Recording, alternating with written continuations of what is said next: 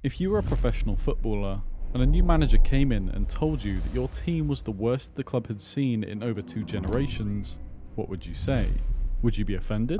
Or would you go on to win a Champions League? Jose Mourinho's FC Porto decided to do the latter. But why? And more importantly, how? It had been years since a club outside of the top European leagues had managed to do it. And yet Mourihno, a man who had never seen success managing a top club, transformed a team worth only a fraction of the European giants into a Champions League winner. To answer that question, we have to go back to 1992. A young Portuguese man with an unusual background stepped into the world of professional football. Mourihno, armed with a degree in sports science and no professional playing experience, landed a job as Bobby Robson's translator at Sporting CP. It wasn't long before Bobby realised he had stumbled across someone special. As Robson's interpreter, he wasn't just translating words. He was absorbing tactics, strategies, and the intricacies of man management at the highest level. But this unconventional path wasn't without its challenges. Players and pundits alike questioned how someone who had never played professionally could understand the game at its core. But what they saw as a weakness, Mourihno turned into his greatest strength. Under Bobby Robson and later Louis van Gaal, Mourinho's role expanded far beyond translation. He became a trusted confidant, offering tactical insights and player analysis. Robson, impressed by the young Portuguese's sharp mind, began entrusting him with scouting assignments and training sessions. And as Mourinho's influence grew, naturally, so did his ambition. He yearned for the opportunity to put his ideas into practice fully, to test his theories on a pitch with his own team.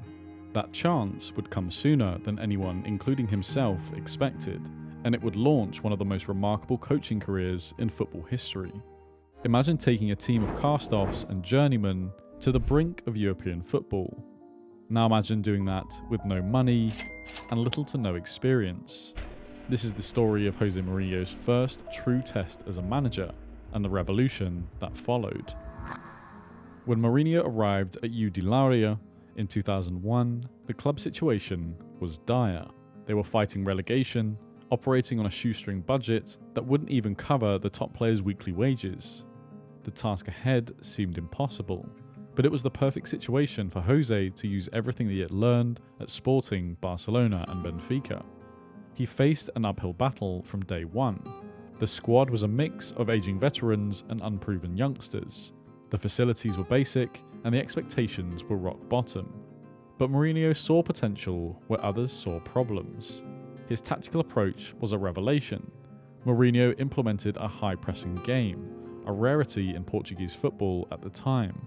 He drilled his team relentlessly, creating a compact defensive shape that could quickly transition into attack. And the results were staggering. As the season progressed, they climbed the table. They weren't just avoiding relegation, they were in the mix for a European spot. The football world had definitely started to take notice. How was this unknown manager getting so much out of such limited resources? As the season drew to a close, it was clear that his time at Leiria was coming to an end. The previously struggling side finished 5th in the league, after placing 17th only 2 years ago, and Jose had stamped his name into the footballing world as a force to be reckoned with. Little did they know, they'd seen nothing yet, and it was only a matter of time until a big club came calling, and Porto were his team of choice. As he stepped into Porto's locker room for the first time, he faced a team in crisis. 5th in the league, no title in 3 years, and a squad full of doubt. His first 2 sentences took the players and fans by surprise. The first, "This is the worst team this club has had in 2 generations." And the second, "In 2 years we'll be league champions." Little did anyone know he wasn't aiming as high as he should have been. Porto, once the pride of Portuguese football, was a shadow of its former self. The club was struggling to keep pace with rivals like Sporting CP and Boa Vista. Fans were restless, and the pressure was mounting. Players, fans, and media alike questioned whether this brash newcomer could handle the expectations of a big club. And his lack of top-level playing experience was still a talking point to this day. Even so, much like he'd done in his previous roles, he revolutionised Porto's approach from day one. His tactical overhaul was swift. He did not care about how the team played before. It was his way or no way. He once again implemented a high, hard press that caught opponents off guard.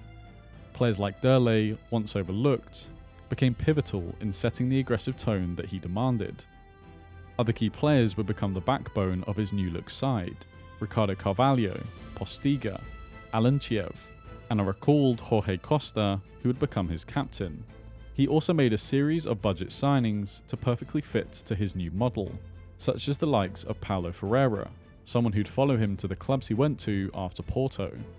The squad from the outside, largely comprised of misfits and bargain signings, was transforming before everyone's eyes. But the real magic lay in Jose's psychological approach. He fostered a siege mentality within the team, instilling a belief that they could overcome any opponent. Players like Costinha and Deco spoke of a newfound confidence, a belief that they were a part of something special, and the results were staggering.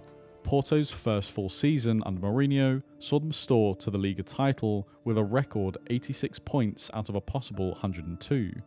They finished 11 points clear of Benfica, a margin that spoke volumes. Key matches showcased Porto's newfound prowess, like their emphatic 4-1 win over Lazio in the UEFA Cup quarter-finals. Mourinho's tactical flexibility allowed Porto to adapt their style based on the opponent. They could dominate possession against weaker teams, or hit on the counter-attack against stronger sides. It's still going! This blend of defensive solidity and quick attacking football became Porto's trademark. As the domestic season drew to a Porto crowned champions, attentions turned to Europe. The UEFA Cup run had shown glimpses of what this team could do on a continental stage, but even the most optimistic Porto fan couldn't have predicted what was to come. Mourinho's Porto was about to embark on a journey that would shock the football world and cement their place in history. Porto had conquered Portugal, but Europe was a different beast entirely. With a squad still valued at a fraction of their opponents, everyone expected their run in the UEFA Cup to be short-lived. Safe to say, they were about to prove everyone wrong. As Porto entered the UEFA Cup, they were far from favourites. Their squad, a mix of bargain buys and academy graduates, was up against some of Europe's most storied clubs, but Mourinho had instilled in them a belief that defied their underdog status.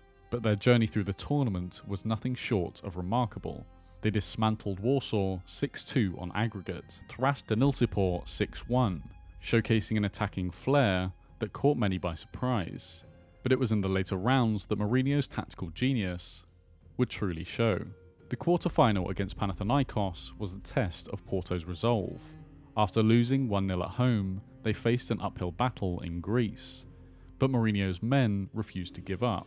Leiria, a player transformed under Mourinho's guidance, scored twice to force extra time, and helped to secure Porto's place in the semi-finals. The semi-final against Lazio was his coming out party. After going behind, Porto responded with goals from Maniche and Helder Postiga. It wasn't just the result, but the way that Porto adapted their game plan that impressed. Mourihno had outfoxed one of Italy's top teams. As they prepared for their final against Celtic, the football world once again held its breath. Could this team of underdogs really go all the way? And the match itself was a rollercoaster of emotions. Porto took the lead just before half-time through Leiria, only for Celtic to equalise shortly after the break. The tension was palpable as Porto regained the lead, only for Celtic to level once again. As the match went into extra time, it was anyone's game, but Porto's belief instilled by Mourinho never wavered. In a moment of defensive confusion, Leiria once again pounced to score the winner. Porto had done it. They were the UEFA Cup champions. As Jose celebrated with his team, his post-match comments hinted at even greater ambitions. "We can do some nice things, but I don't think we can win it," he said, referring to the upcoming Champions League season. It was classic Mourinho, understated in public, but privately plotting his next conquest confidently. Their UEFA Cup triumph wasn't just a victory, it was a statement. Mourinho had taken a team of underdogs and moulded them into European champions. As the footballing world celebrated, few could have predicted that this was just the beginning of their European legacy. It was safe to say that the football world thought Porto had finally reached its peak, but Mourinho knew that this was just base camp. This was just the beginning. As the Champions League loomed, a tactical masterpiece was about to unfold that would shock even the game's greatest minds, but Jose's signature smirk told a different story. He was always confident. But as expected, their Champions League journey began with a sobering reality check. They were David among Goliaths, facing off against Europe's richest clubs. Their group stage start was far from ideal. A draw against Partizan Belgrade, followed by a crushing defeat to Real Madrid. Doubts began to creep in. Had Porto's fairy tale finally hit a wall? And it wouldn't be a surprise if it had. It would still be considered a success. But even though it was his first season, Jose demanded more. He brushed off the defeats, went back to the drawing board, rallied his troops, tweaked his tactics, and orchestrated 2 crucial victories against Marseille. They scraped through the knockout stages, but few gave them the chance against their next opponent, the mighty Manchester United, a team Jose would go on to see himself managing many years in the future. And it feels like we're repeating ourselves, but once again, a tactical masterclass was about to occur. This was his coming out party to the big dogs in Europe. He was obviously a celebrity in Portugal. He'd now become a name that would be well known throughout Europe. They seemingly needed a miracle at Old Trafford. And with seconds left on the clock, they got just that. It's McCarthy. It's a good save by Howard. It's been turned in by Costinha. Costinha pounced on a rebound to score. The goal sent Porto through on away goals. Mourihno sprinting down the touchline in celebration. It wasn't just a victory, it was a statement. Against Lyon in the quarter-finals, they once again showcased their tactical versatility. They won the first leg 2-0 at home, then held on for a 2-2 draw in France. Deco ran the midfield, orchestrating Porto's disciplined defence and lightning-quick counterattacks. Mourinho had turned his team of underdogs into a well-oiled machine, able to transform like a chameleon regardless of whether they had to spend most of the match defending or were able to dominate the opposition in attack. The semi-final against Deportivo was a chess match of the highest order. After a tense goalless draw in the first leg, Porto secured their place in the final with a narrow 1-0 victory. Jose's meticulous preparation and tactical nous had nullified Deportivo's attacking threats. Porto were only one step away from the unthinkable. As they prepared to face Monaco in the final, the football world held its breath for one last time. They'd finished 5th in the league the previous season, hadn't even sniffed a Champions League success since they won it almost 20 years earlier. Jose hadn't had years to rebuild a side. He had one transfer window and an idea, and a drive to succeed, proving the football world wrong, who still saw him as a translator and someone who'd never played professionally. But like we've seen him do many times to date, he'd prove everyone wrong. Porto delivered a stunning performance, winning 3-0 with goals from Carlos Alberto, Deco and Alenichev. Mourinho's counter-attacking strategy had worked to perfection. They'd done the impossible. They'd won the Champions League without spending more than 10 million euros on any single player. It was a triumph of tactical brilliance over a financial might, a victory that would go down in football history as one of the last true underdog successes in the competition. We have never seen anything since. As the final whistle blew, his reputation as a tactical genius was cemented. He'd taken a team of nobodies and turned them into European champions. The special one had arrived, and football would never be the same again. Please don't call me arrogant, but I'm European champion, and I think I'm a special one. With these words, he unveiled himself to the world, and taking on a new role at Chelsea. But that's a story for another day.